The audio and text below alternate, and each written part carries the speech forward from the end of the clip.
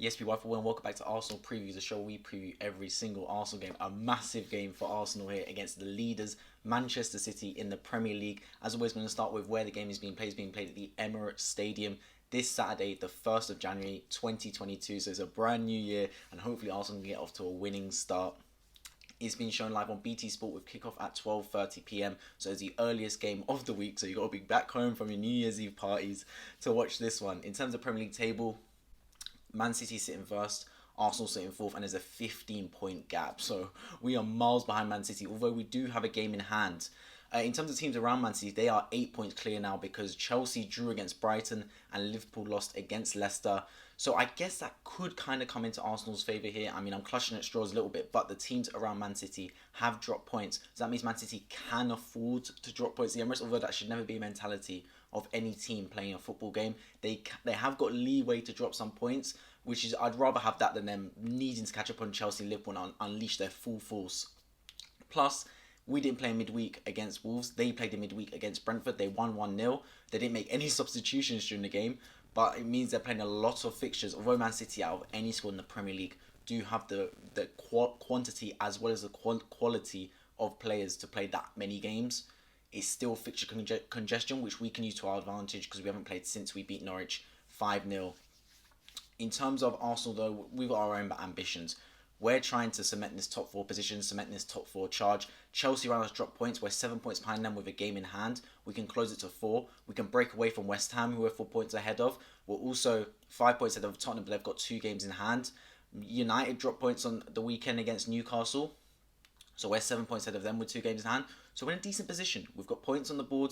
This is just another game. It's a tough game, but we are at home at the Emirates, and hopefully we can pull out something from this game. In terms of the team news, well, I mean, the big one is Arteta will miss the football game. Mikel Arteta, Arsenal manager, has got COVID, this time for the second time, because he got it in March 2020 when the cases first went around, and he was one of the reasons why the Premier League got postponed in the first place. Arteta misses out this game with COVID, which is a big hit.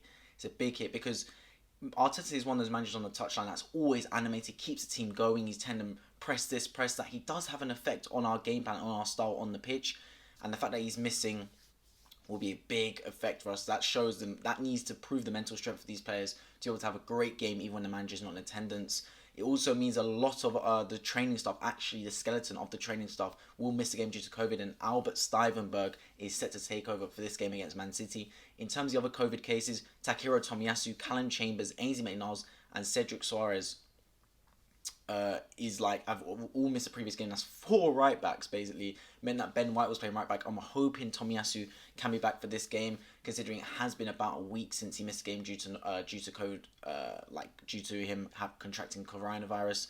So I'm hoping he should be back, especially him, because, like, let's be honest, Ben White right back wasn't bad, but against Man City, you're going to need a proper right back to play there, not a makeshift right back, because they will absolutely penetrate those wings so hard. So we need to make sure we're on top form defensively to be able to counteract that. In terms of Man City's injuries, John Stones and Rodri, as well as Kyle Walker, were not in the squad to face Brentford, so I'm hoping they aren't back, especially Rodri, because he's so good in that midfield to just break up play with his tactical fouls and just retrieving the ball back and then distributing it out. He's honestly an underrated player for Man City. He was slow to get into the team and slow to really kick on, but he's managed to find his form in that Man City side. In terms of my Arsenal predicted lineup now, in goal, Aaron Ramsdale, of course, one of the best goalkeepers on form in the Premier League. He's done amazing. He's got so many clean sheets. I believe it's 9 in the Premier League now in half the games. So that's a really good stat line. His distribution is great. We're going to need him big time here against Man City. Right back, I am going to put Tomiyasu. I'm hoping he's back. I'm praying because we need him differently. He's been so good this season. Mr. Consistent, 7 or 8 out of 10 in every single performance. So I'd love to see him back in the side. Right centre back, Benjamin White.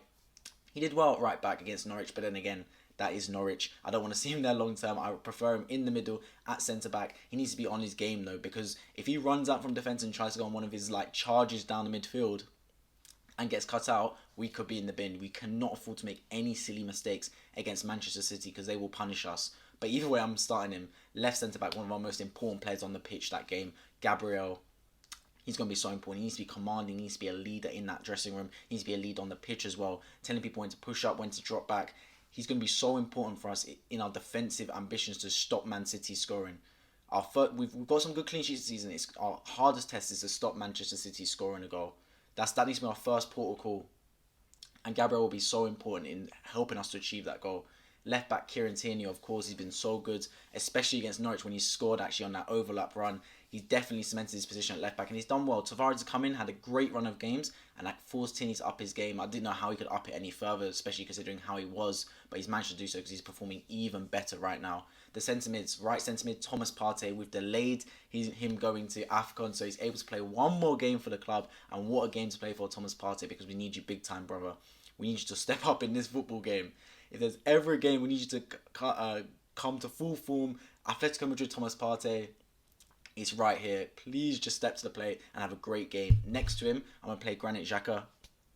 I mean, Xhaka's been decent recently. He's getting the ball, he's playing it out wide, he's a calming figure. It's everything that I didn't expect Xhaka to be. And next to Partey, it looks like them two, to be fair, are a good partnership. Now, that being said, I still want us to sign a centre midfielder.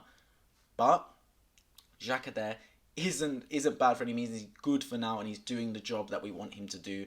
Cam, I'm going to put Martin Odegaard. He was really good against Norwich. The way he just fed the balls in behind, he's reminding me a lot of Mesut Ozil.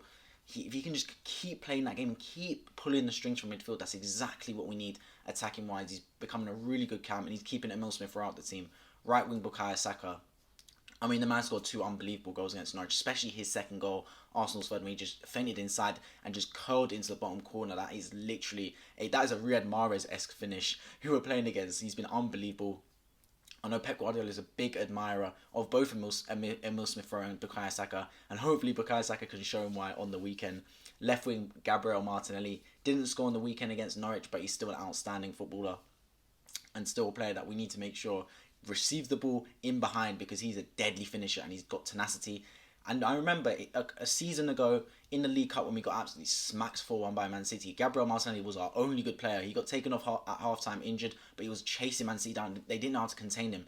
They're not used to players pressing Man City, because most teams just like, we'll give Man City the ball and let them do what they want with it. So they're used to just passing it around, because they know if you press Man City, normally gets like unstuck. But Gabriel Martinelli does it with tenacity and forces Man City players into some mistakes, because they did have some mistakes when we played them in the League Cup. So I'm hoping Gabriel Martinelli can have a great game here on the weekend. And then through the middle striker, Alex Lacazette rejected the contract extension, but we need him for now, and he's been a real professional about it. He's getting the job done for us, and that's exactly what we need at this football club and for the fans, because he's going to need another big game. He might be a little bit isolated against Man City. They're going to dominate the football, but when he gets the chances, we need to lay it off him, and we need to make sure we are clinical with the chances we get in this game. But yeah, that's our team news. That's the score predictions. That's the lineup prediction.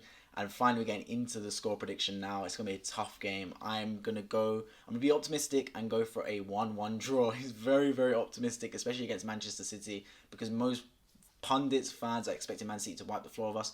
But there's a quiet optimism around the Arsenal camp. There's a chance that we believe we can get some points here. And who knows, man, if we can pick up any sort of points, even a draw would be a great result against Man City, just to keep pace with the teams ahead of us and keep ahead of the teams behind us. As always, leave in the comment section down below your thoughts ahead of the match as an Arsenal fan, Man City fan, or a football fan in general. If you're new around here, if you enjoy Arsenal content, if you're an Arsenal fan, please consider subscribing on my road to 700, as I post a lot of Arsenal and football related content, and drop a like down below so this video gets out to more people. I've been Football. I cannot wait for this match, man. Honestly, New Year's Day, hopefully Arsenal produce a banger and literally cheer us up going into 2022. It's going to be a massive year for this football club. Can we end it with Champions League football? I've been Football. I'll catch you guys in the next video.